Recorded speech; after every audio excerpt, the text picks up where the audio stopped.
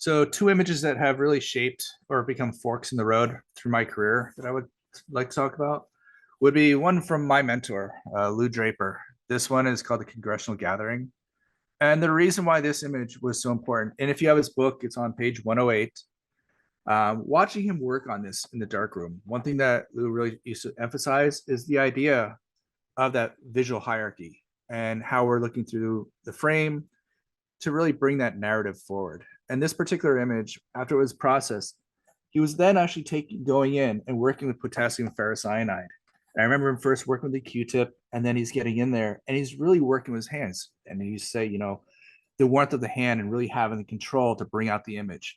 But I'll never forget, he was really working on these areas to help move our eye through and to truly make sure that this image really did look like a congressional gathering, as he was talking about it.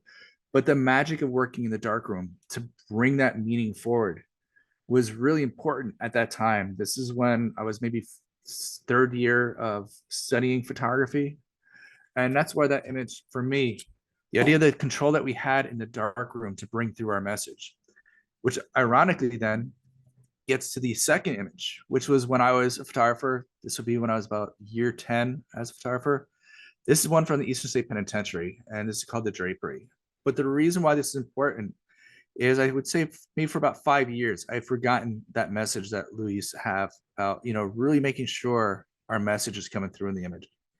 And this particular image, I worked with a photographer who was based on Morrisville, Pennsylvania, Ricardo Barris. That's where his studio was at the time.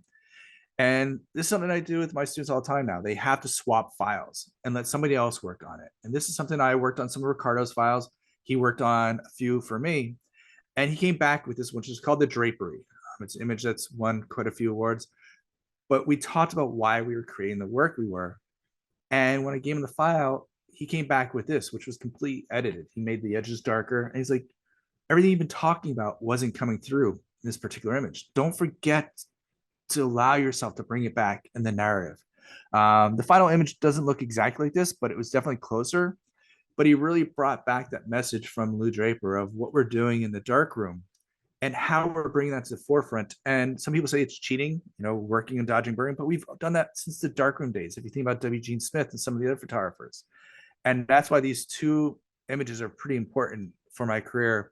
And I haven't looked back since from doing this with the drapery in this particular image. But another reason why, as an educator, I make sure that my students have to swap files and let go of control and see how other people are looking at their images and if there's other ways to bring that visual narrative forward. So those are two images that are pretty important to my career.